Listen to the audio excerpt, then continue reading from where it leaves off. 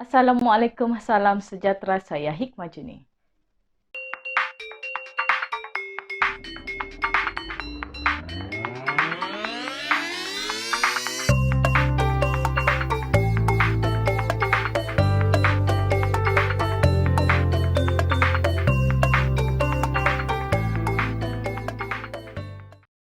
Belanjawan pertama Kerajaan Gabungan Rakyat Sabah GRS dibentangkan hari ini. Kerajaan Sabah hari ini membentangkan Belanjawan 2021 berjumlah 4,303 bilion ringgit dengan lebihan 178,70 juta ringgit berbanding unjuran hasil berjumlah 4,481 bilion ringgit pada tahun depan.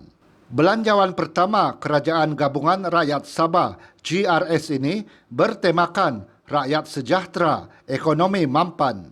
Ia dirangka berteraskan aspirasi dan komitmen kerajaan dengan slogan Sabah Maju Jaya bagi menanamkan semangat, nilai-nilai murni dan kebertanggungjawaban dalam kalangan rakyat supaya bersatu dan bekerjasama membina kemajuan dan kejayaan negeri. Belanjawan 2021 menunjukkan peningkatan 160 juta ringgit berbanding Belanjawan 2020 yang berjumlah 4,143 bilion ringgit yang dibentangkan kerajaan negeri terdahulu. Ketika membentangkan Belanjawan Sabah 2021 di Dewan Undangan Negeri Dun Sabah petang tadi, Ketua Menteri Datuk Seri Panglima Haji Jinor berkata anggaran kutipan hasil tahun depan diunjur meningkat 7% atau sebanyak 289,54 juta ringgit berbanding dengan anggaran tahun semasa berjumlah 4,192 bilion ringgit. Beliau berkata hasil cukai sebanyak 2,220 bilion ringgit atau 50% menjadi penyumbang terbesar kepada anggaran hasil tahun depan. Manakala hasil bukan cukai pula adalah sebanyak 1,805 bilion atau 40% dan terimaan bukan hasil menyumbang sebanyak 455,89 juta ringgit atau 10%. Cukai jualan ke atas produk petroleum merupakan penyumbang terbesar dengan anggaran hasil berjumlah ringgit Malaysia 1,25 bilion atau mewakili 27,9% daripada keseluruhan anggaran tahun 2021. Kerajaan negeri akan memastikan agar hasil melalui kutipan cukai jualan ini dimanfaatkan dengan sebaik-baiknya untuk tujuan perbelanjaan pembangunan dan kesejahteraan rakyat Sabah. Haji Ji yang juga Menteri Kewangan berkata, kutipan hasil negeri tahun ini begitu terkesan berikutan pandemik COVID-19 yang melanda dunia. Hampir kesemua sumber hasil negeri terjejas pada tahun ini. Katanya, anggaran hasil di Semak tahun ini diunjur berkurang sebanyak 17% atau 721,42 juta ringgit kepada 3,471 bilion ringgit berbanding anggaran asal. Menurutnya, pengurangan ini disebabkan pengeluaran dan purata harga minyak mentah yang lebih rendah telah menyebabkan kutipan hasil daripada sumber ini turut terjejas. Kutipan hasil sebenar royalti petroleum pada tahun 2020 ialah ringgit Malaysia 1,13 bilion berbanding anggaran asal berjumlah ringgit Malaysia 1,7 bilion. Kutipan hasil daripada cukai minyak sawit mentah diunjur berkurang kepada 793 juta ringgit berbanding anggaran asal tahun 2020 sebanyak ringgit Malaysia 825 juta. Pengurangan ini adalah disebabkan pengeluaran yang lebih rendah walaupun harga minyak sawit mentah berada di paras yang baik. Beliau berkata, cukai jualan negeri merupakan peneraju utama di bawah kategori hasil cukai, iaitu 46,5% atau 2,08 bilion ringgit daripada jumlah keseluruhan anggaran hasil 2021.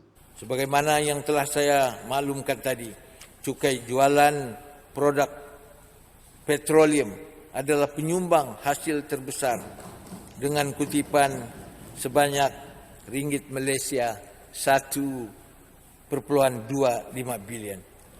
Ini diikuti oleh cukai jualan minyak sawit mentah dengan anggaran kutipan hasil berjumlah ringgit Malaysia 787,50 juta atau 17,6% daripada anggaran tahun 2021.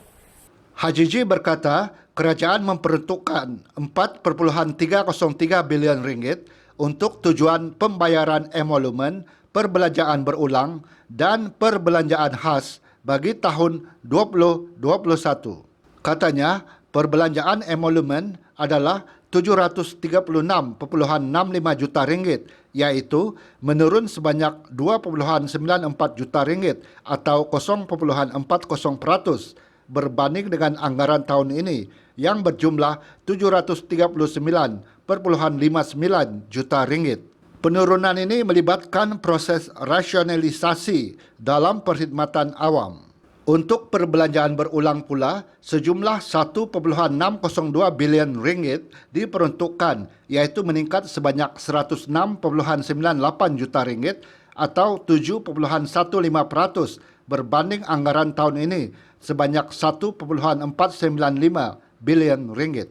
Turut menunjukkan peningkatan adalah perbelanjaan khas yang memperoleh 1,963 bilion ringgit, iaitu meningkat sebanyak 55,36 juta ringgit atau bersamaan 2,90% berbanding anggaran tahun ini yang berjumlah 1,908 bilion ringgit. Bagi perbelanjaan pembangunan pula, sebanyak 964,15 juta ringgit dicadang diperuntukkan pada tahun depan. Jumlah ini merangkumi peruntukan kerajaan negeri sebanyak 733,10 juta ringgit dan peruntukan kerajaan persekutuan berjumlah 231,05 juta ringgit. Peruntukan kerajaan persekutuan ini termasuk pembayaran imbal balik persekutuan berjumlah 31,65 juta ringgit dan pinjaman persekutuan sebanyak 199,40 juta ringgit. Ketua Menteri turut mengumumkan pemberian bantuan khas RM600 kepada semua penjawat awam negeri yang akan dibayar sekaligus pada Januari tahun depan. Hajiji berkata, bantuan khas itu melibatkan peruntukan berjumlah 8,7 juta ringgit. Program peningkatan kerjaya anggota perkhidmatan awam ini akan diteruskan pada tahun hadapan. Langkah ini merupakan sebahagian usaha untuk memberikan pengiktirapan kepada sumbangan dan peranan penting para penjawat awam di semua peringkat. Sebagai penghargaan kerajaan negeri, kerajaan negeri bersetuju untuk memberikan bantuan khas sebanyak ringgit Malaysia 600 kepada semua penjawat awam negeri yang akan dibayar pada bulan Januari 2021 yang melibatkan peruntukan sejumlah ringgit Malaysia 8,7 juta. Saya berharap agar insentif ini akan memberi suntikan semangat kepada para penjawat awam negeri untuk berusaha lebih gigih demi meningkatkan mutu perkhidmatan kepada rakyat. Belanjawan Sabah 2021 memperlihatkan sektor produktif negeri yang utama iaitu pertanian, perindustrian dan pelancongan menerima peruntukan yang lebih besar iaitu 931,21 juta ringgit. Peruntukan bagi ketiga-tiga sektor itu meningkat 34,89 juta ringgit atau bersamaan 3,89% lebih tinggi berbanding peruntukan tahun ini iaitu sebanyak 896,32 juta ringgit. Ketua Menteri Datuk Seri Panglima Hajiji Noor berkata, kerajaan negeri mengiktiraf peranan sektor pertanian dalam menyediakan bahan makanan kepada penduduk, peluang perniagaan dan pekerjaan serta sumber bahan mentah kepada sektor pembuatan.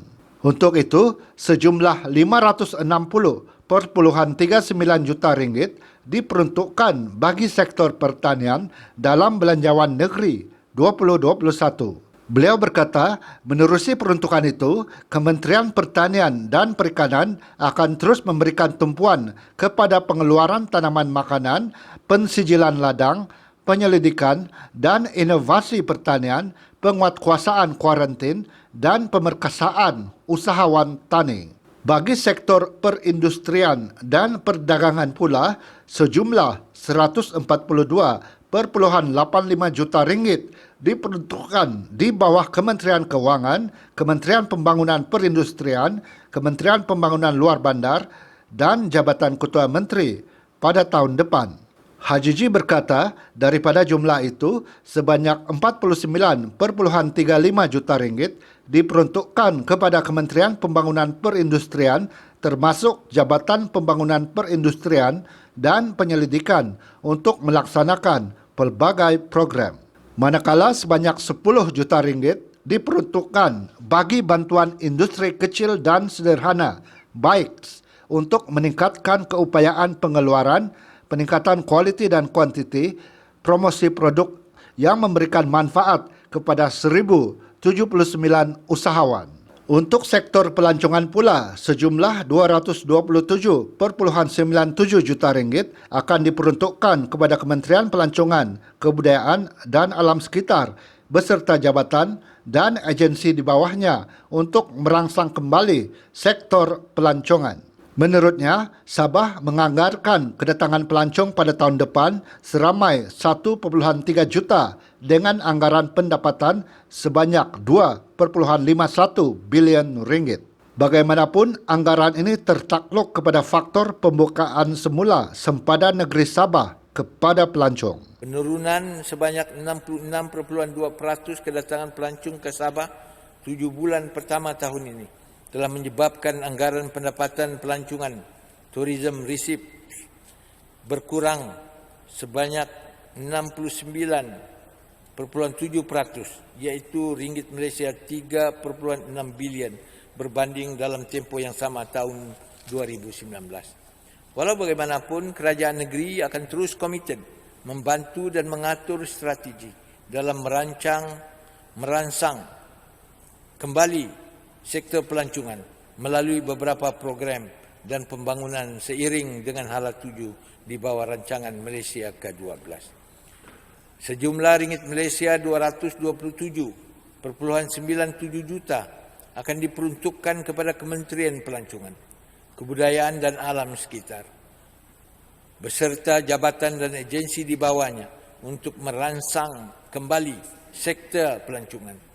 Hajiji berkata, kerajaan negeri juga akan terus memberi keutamaan kepada pembangunan infrastruktur dan utility dalam rancangan Malaysia ke-12 selaras dengan Pelan Sabah Maju Jaya 2021-2025. Untuk itu, jabatan dan agensi di bawah Kementerian Kerja Raya telah diagihkan siling peruntukan yang tertinggi, iaitu sebanyak 1,390 bilion ringgit atau 32,98% daripada jumlah keseluruhan siling program pembangunan biayaan kerajaan negeri dalam rancangan Malaysia ke-12 yang berjumlah 4,217 bilion ringgit. Pada tahun 2021, kerajaan negeri memperuntukkan sejumlah ringgit Malaysia 1,117,7 juta kepada sektor kemudahan awam dan infrastruktur sokongan. Daripada jumlah tersebut, Kementerian Kerja Raya beserta jabatan dan agensi di bawahnya diperuntukkan sebanyak ringgit Malaysia 762,01 juta untuk tujuan operasi, perbelanjaan berulang, pembaikan dan penyelenggaraan. Manakala sebanyak ringgit Malaysia 231,49 juta diperuntukkan untuk pembangunan. Kementerian Kerja Raya sendiri akan diperuntukkan sejumlah ringgit Malaysia 9,88 juta ringgit. Secara keseluruhan, Jabatan Kerja Raya diagihkan sebanyak ringgit Malaysia 292,75 juta daripada peruntukan perbekalan dan pembangunan pada tahun 2021 bagi melaksanakan program-program bina baru dan penyelenggaraan, baik pulih dan naik taraf jalan raya, cerun, jambatan, bangunan-bangunan serta lain-lain aset kerajaan negeri termasuk sewaan dan perkhidmatan-perkhidmatan lain. Di samping itu, kerajaan juga akan terus memberi penekanan kepada pembangunan sistem bekalan air yang cekap serta menyediakan bekalan air bersih secara mampan kepada pengguna-pengguna di Sabah termasuk industri, komuniti peniaga dan penduduk di kawasan luar bandar. Untuk itu, Jabatan Air Negeri Sabah akan diperuntukkan sebanyak 529,89 juta ringgit, manakala bagi meningkatkan lagi kualiti perkhidmatan kereta api sejumlah 81,64 juta ringgit diperuntukkan dalam Belanjawan Negeri 2021. Selaras dengan intipati tema Belanjawan Negeri tahun 2021, agihan peruntukan pembangunan tahun hadapan tertumpu kepada sektor ekonomi sebagai penerima amaun terbesar, iaitu sebanyak ringgit Malaysia 475,59 juta atau bersamaan dengan 65%. Ini diikuti oleh sektor sosial yang diagihkan sebanyak ringgit Malaysia 239,86 juta atau 33%. Dan seterusnya, sektor pentadbiran am sebanyak ringgit Malaysia 17,65 juta, iaitu bersamaan 2% daripada jumlah keseluruhan peruntukan pembangunan untuk tahun 2021. Kerajaan Sabah akan memperkenalkan Pelan Pembangunan Sabah Maju Jaya 2021-2025 bagi merancangkan semula pembangunan di negeri ini yang begitu terkesan akibat pandemik COVID-19. Ketua Menteri Datuk Seri Panglima Haji Jinor berkata, selain memberi fokus menangani isu kesihatan awam, kerajaan juga telah memulakan usaha merangka strategi dan pendekatan dalam merangsang pembangunan negeri yang terkesan akibat pandemik COVID-19. Beliau berkata, Pelan Sabah Maju Jaya berfungsi sebagai panduan hala tuju dasar dan program kerajaan, menjadi pemandu arah pelaksanaan secara terancang dan strategik untuk mencapai sasaran dan matlamat yang bertepatan dengan keperluan pembangunan negeri. Haji Ji berkata, Pelan Sabah Maju Jaya akan dibentang pada Januari tahun depan dan pelaksanaannya akan melibatkan tempoh 5 tahun bermula 2021 hingga 2025. Katanya, pelan tersebut akan bergerak seiring dengan kerangka utama pembangunan negara melalui wawasan kemakmuran bersama. Menurutnya, 5 objektif pelaksanaan pelan SMJ itu adalah untuk membina negeri dan masyarakat yang bersatu padu, aman, makmur dan sejahtera, mengoptimumkan sumber dan hasil negeri, merangsang pemulihan ekonomi, meningkatkan ekonomi rakyat dan membangunkan modal insan. Pelan Sabah Maju Jaya melibatkan 3 elemen utama iaitu S untuk sektor pertanian, perindustrian dan pelancongan sebagai fokus pertumbuhan ekonomi. M untuk modal insan dan kesejahteraan rakyat serta J untuk jaringan infrastruktur dan kelestarian hijau. Tambahnya, pelaksanaan pelan ini akan didokong melalui penglibatan sektor swasta dari dalam dan luar negara. Pada masa yang sama, pelaksanaan pelan ini juga akan didokong melalui penglibatan sektor swasta dari dalam dan luar negara. Untuk tujuan ini, kerajaan telah menubuhkan Majlis Penasihat Ekonomi Sabah, Sabah Economic Advisory Council atau SEAC. Ini dianggotai oleh pemain industri, ahli akademik dan aktivis pertubuhan bukan kerajaan. Peranan utama SEAC adalah untuk menarik dan membawa pelabur dari luar ke dalam negeri Sabah. Kerana kita yakin peningkatan kemasukan pelaburan berupaya melonjakkan pembangunan negeri. Hajiji berkata, kerajaan turut mengaluk-alukan SURE dan cadangan ahli-ahli yang berhormat dalam perbahasan bagi memuktamadkan inisiatif-inisiatif dalam Pelan Sabah Maju Jaya ini. Dalam proses memutamadkan inisiatif-inisiatif, di dalam Pelan SMJ, kita mengalu-alukan SURE dan cadangan daripada ahli-ahli yang berhormat.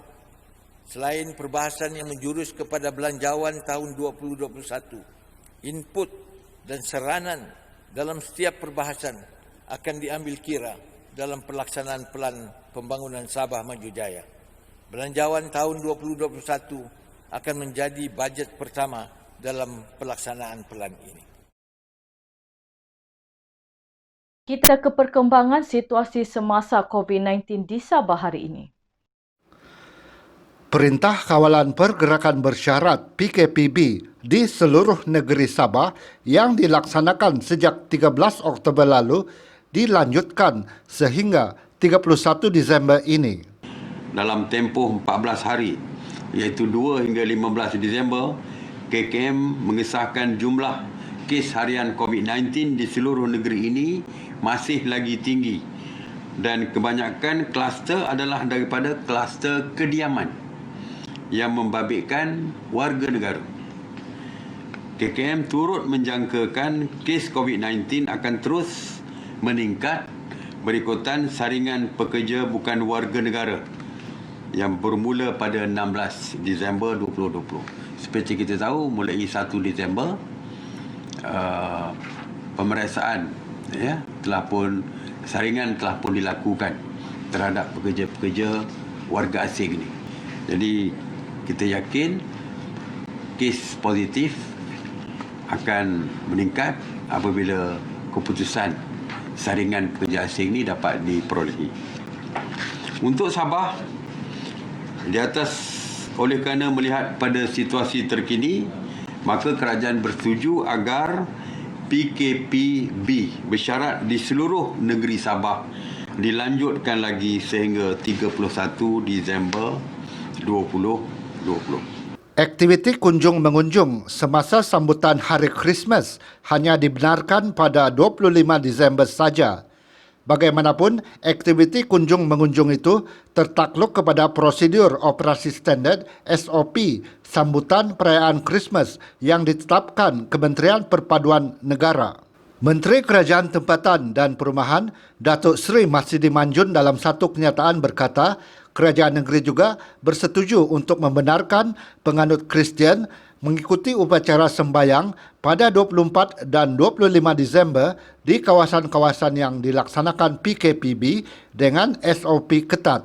Beliau berkata, biarpun aktiviti kunjung-mengunjung dibenarkan, namun acara rumah terbuka dan aktiviti caroling dari rumah ke rumah tidak dibenarkan di kawasan PKPB maupun Perintah Kawalan Pergerakan Diperketatkan PKPD.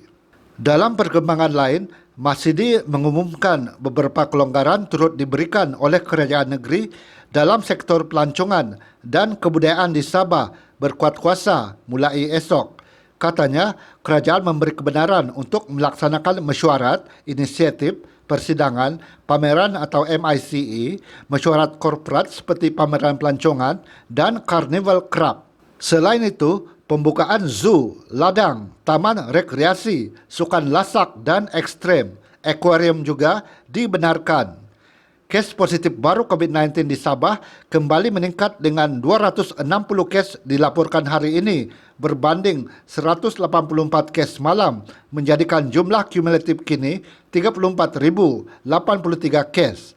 Tiada kes kematian dilaporkan di Sabah hari ini. Marsidi berkata, Sabah mencatatkan satu kluster baru hari ini iaitu kluster Sugud di Penampang yang merekodkan 26 kes positif setakat ini. Kluster Sugud berpunca dari aktiviti sosial melibatkan 3 buah kampung iaitu Kampung Timpangoh Sugud, Kampung Tirig dan Kampung Timpayasa. Katanya 274 pesakit di Sabah telah sembuh hari ini. manakala 2,048 pesakit sedang menjalani rawatan. Setakat ini, 299,780 bakul makanan telah diagihkan. Kerajaan Sabah akan mewujudkan sebuah pusat sehentik pelaburan. Kerajaan Sabah akan mewujudkan sebuah pusat sehenti pelaburan bagi mempermudahkan urusan pelaburan sekaligus memacu pembangunan ekonomi di negeri ini. Timbalan Ketua Menteri Datuk Seri Wong Mokhtaradin berkata langkah ini juga akan menarik lebih banyak pelabur dari dalam dan luar negara untuk datang melabur di Sabah. Menurut Wong, beliau telah berbincang dengan Ketua Menteri mengenai perkara ini dan Ketua Menteri bersetuju untuk mewujudkan pusat sehenti untuk mempermudahkan urusan pelabur. Wong berkata demikian kepada media selepas majlis penyerahan watika pelantikan pengerusi dan ahli-ahli lembaga pengarah bagi 4 agensi kerajaan negeri di Pusat Konvensyen Antarabangsa Sabah siang tadi. Beliau berkata pada Januari tahun depan, 10 pelabur akan datang membentangkan kertas kerja mereka. Kemasukan pelaburan ini akan membantu menukar wajah Kota Kinabalu dan Sabah ke arah yang lebih baik. Menurutnya, di dalam pusat sehenti itu nanti, semua agensi berkaitan dengan pelaburan akan diselaraskan. Langkah ini akan mengurangkan karena birokrasi yang akan melambatkan proses pelaburan dan pembangunan di Sabah. Dalam perkembangan lain, Bong yang juga Menteri Kerja Raya berkata kementeriannya akan turut membentangkan pelan tindakan bagi membangunkan sektor pelabuhan di Sabah. Katanya usaha menaik taraf beberapa pelabuhan akan dilakukan bagi menjadikannya pelabuhan bertaraf antarabangsa agar dapat menarik lebih ramai peniaga datang ke Sabah. Bong berkata ketika ini pelabuhan di Sabah hanya dimanfaatkan 50 hingga 60%. Sedangkan kedudukan Sabah begitu strategik dan terletak hampir dengan China, Brunei Darussalam, Filipina dan Indonesia. Mengenai majlis itu, Bong menyarankan ahli-ahli lembaga pengarah yang dilantik dapat membawa idea-idea baharu agar pembaharuan dapat dilakukan dalam agensi kerajaan tersebut. Katanya ahli-ahli lembaga pengarah yang dilantik ini juga harus membantu kerajaan negeri dalam melaksana agenda kerajaan. Cadangan mewujudkan Majlis Presiden Gabungan Rakyat Sabah akan dibincangkan Januari depan.